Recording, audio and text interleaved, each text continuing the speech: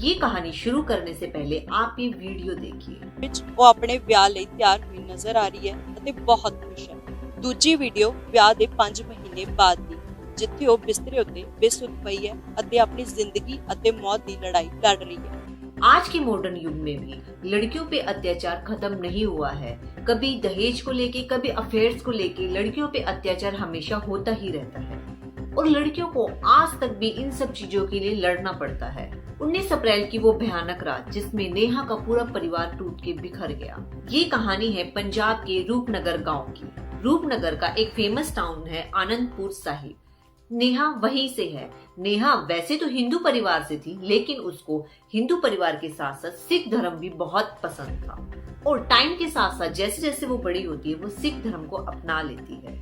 नेहा ने सिख धर्म 2023 से 24 के आसपास अपना लिया था। कुछ ही दिनों के बाद नेहा के माँ बाप उनके लिए एक लड़का ढूंढते हैं। तभी उसके पिता के पास एक रिश्ता आता है। ये रिश्ता नालागढ़ के रामपुर से आता है। लड़का आर्मी में होता है और लड़के का नाम होता है संजीव कुमार।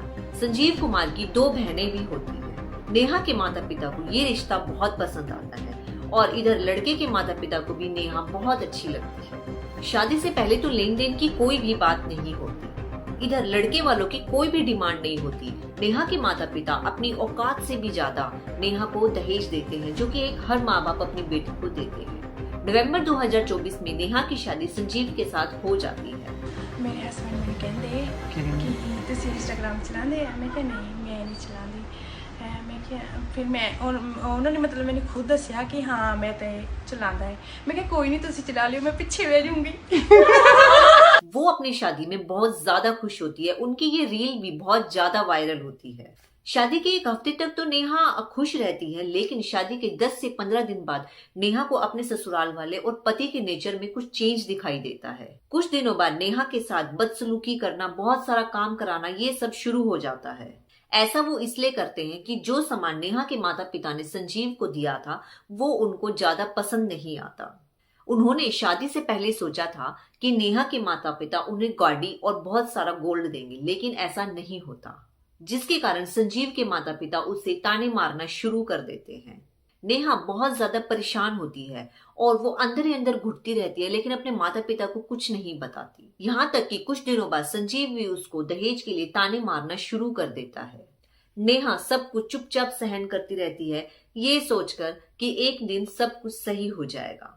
नेहा की शादी को 5 महीने हो चुके थे, लेकिन अभी तक कुछ भी ठीक नहीं हुआ था। नेहा को मारना, ताने देना, ये सब जारी रहा। कुछ दिनों बाद 19 अप्रैल 2025 को नेहा की माँ के पास एक फोन आता है कि आपकी बेटी की तबीयत बहुत ज्यादा खराब है। ये फोन उसके ससुराल वालों के किसी पड़ोसी ने किया होता है। नेहा के माता पिता तुरंत भागते हैं और नेहा को इस हालत में देख के शॉक्ड रह जाते हैं। दरअसल नेहा के मुंह में से झाग आ रहा होता है। उसकी ऐसी हालत देखकर नेहा के माता पिता उसे पास के हॉस्पिटल में ले जाते हैं। उस हॉस्पिटल में डॉक्टर केस को हैंडल नहीं कर पाते तो वो उसको चंडीगढ़ पीजीआई में रेफर कर देते हैं, जो कि उनके घर से बहुत दूर होता है। फिर भी उसके घर वाले उसे चंडीगढ़ लेकर भागते हैं। वहां जाके पता चलता है कि नेहा ने जहर खाया था और जहर भी थोड़ा बहुत नहीं, बहुत ज्यादा मात्रा में खा रखा था। तभी नेहा के माता पिता पास के सोलन थाने में एक रिपोर्ट दर्ज करते हैं। इधर नेहा का ट्रीटमेंट चल रहा होता है, लेकिन 5 दिन बाद नेहा दम तोड़ देती है। नेहा के माता पिता नेहा के ससुराल वालों पे आरोप लगाते हैं कि उनके दहेज के तानों की वजह से उनकी बेटी मर गई है। कुछ रिपोर्ट्स तो ये भी कहती है कि नेहा ने जहर खुद नहीं खाया था, उसे जहर खिलाया गया था, क्योंकि इतनी अधिक मात्रा में कोई भी जहर नहीं खाएगा। नेहा का पोस्टमार्टम किया जाता है और शव उसके परिवार वालों को दिया जाता है, लेकिन नेहा के घर वाले उस शव को पीजीआई के बाहर ही रखते हैं और धरने पे बैठ जाते हैं। उनकी डिमांड थी कि नेहा के ससुराल वालों को कड़ी से कड़ी सजा दे। इधर पुलिस अधिकारी आते हैं और सारी जांच करते हैं। नेहा के पति संजीव कुमार, सास तेज कौर और 2 रिश्तेदार करमचंद और राज सिंह और उसकी दोनों बहनों पर मामला दर्ज कर लिया जाता है और पुलिस इन सबको गिरफ्तार कर लेती है। संजीव के ससुराल वाले झूठ बोलते हैं कि उन्होंने नेहा पे कोई भी हिंसा नहीं की है। ये तो पुलिस की जांच पूरी होने पर ही पता चलेगा। फिलहाल सारे आरोपी जेल में बंद है और पुलिस की इन्वेस्टिगेशन चल रही है। अब चाहे फैसला कुछ भी हो, लेकिन नेहा के माँ बाप पे जो गुजर रही है वो कोई नहीं समझ सकता। और इस कहानी को खत्म करते हुए मैं ये कहना चाहती हूँ कि लड़कियां जब तक खुद स्टैंड नहीं लेगी, ये दहेज प्रथा ऐसे ही चलता रहेगा। मरना हर चीज का सोल्यूशन नहीं होता, उसका डटकर सामना करो।